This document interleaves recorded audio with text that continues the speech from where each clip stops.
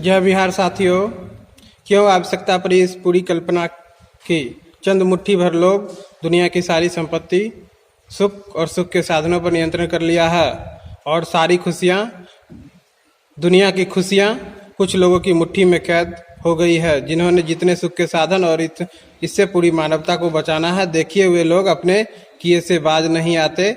ये वो साम्राज्यवादी ताकत है न, इनकी शुरुआत कुछ लोगों से हुई। नेपोलियन, हिटलर आदि तो इनके शिकार हुए। ये दुनिया के साम्राज्यवादी पूंजीवादी सोच है, जिसकी मुख्य दो संस्थापक रॉकफेलर और रॉकफेलर दोनों के सहयोग से 5-5 बच्चे थे। रॉकफेलर अमेरिका में 17वीं शताब्दी में और दूसरा 18वीं शताब्दी में रॉकफेलर का जन्म हुआ। बैंक ये यहूदी परंपरा से हैं। बैंक और बैंकर्स करेंसी के जनक हैं।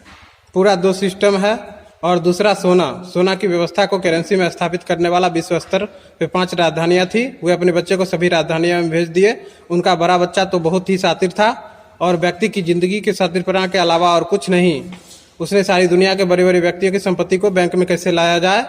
हम कहते हैं साम्राज्यवाद को भी इन्होंने ही फाइनेंस किया, पूंजीवाद को भी फाइनेंस किया। और इसको दूसरी शब्दों में कहते हैं, पूंजीवादी लोग आज 300-400 सालों में अपनी शक्ति को इस तरह बढ़ा कि दूसरी ओर हम राष्ट्रवादी मानवता वाले सोच के लोग हार जाते हैं और कुछ नहीं कर सकते। 1% या 1% से भी कम उंगली पर गिनती करें तो भी गिन सकते हैं। चंद मुट्ठी भर लोग, उनकी मनोवृत्ति है। हमारा जो संघर्ष है वो उन व्यक्ति के खिलाफ नहीं, ये जो लालच और लालच की जो प्रवृत्ति है, ये सोच है, हमने अपने जीवन में नहीं होना चाहिए। हम ये आपको क्यों बता रहे हैं और क्या करना है। ये दोनों ही पूंजीवाद और पूंजी को अपने गिरफ्त में लिए हुए हैं और हम उनकी हाथ पे हाथ रख के बैठे हुए हैं।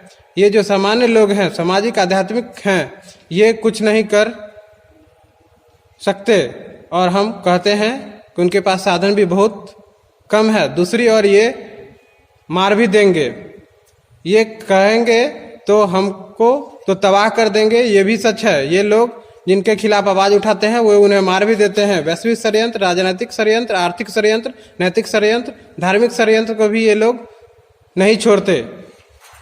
इनके मूल में बस वही पूंजीवादी लोग हैं। ये लोग ऐसे पूरी दुनिया को चलाते हैं जैसे भगवान किस तरह से चलाते हैं, व्यवस्था चलाते हैं।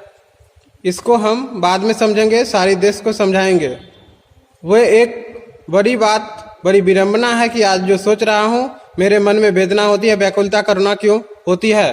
पूंजीवादी, बाजारवादी पूरी दुनिया में एक तरफ तो दूसरे तरफ हम दुश्मन के निशाने पर हैं और दूसरी तरफ हम जिनको बताना चाहते हैं, बचाना चाहते हैं, दोस्त हैं, अपने को पता ही नहीं उनके लिए कोई मर रहा है, जिनके लिए हम तड़प रहे हैं, जिनके लिए हम व्याकुल हैं, आकुल हैं, उनके लिए करुणा का भाव लिए पागल की तरह बचाने का प्रयास कर रहे हैं, लड़ रहे हैं। उनको पता ही नहीं, एक तरफ दुश्मन के निशाने पर और दूसरे तरफ के लिए अनजान, जिनको हम आबाद करना चाहते हैं, उनको पता ही नहीं।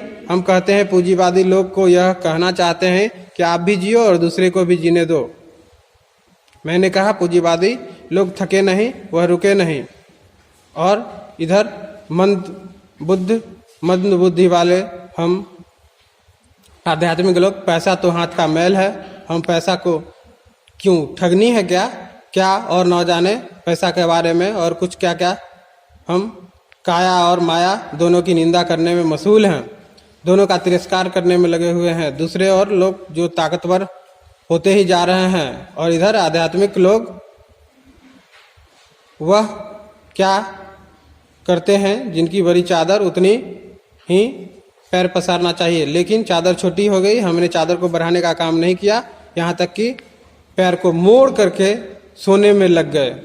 हमने ऐसी मान्यता बना ली कि मध्यकाल में ऐसे ऐसे मुहावरे और कहावतें को, आदर्शवाद को गढ़ दिए कि इन पूंजीवाद के पोषक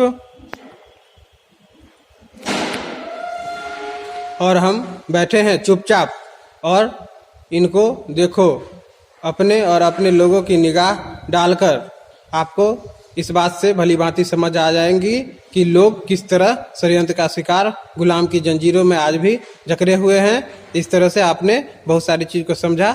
जय बिहार साथियों।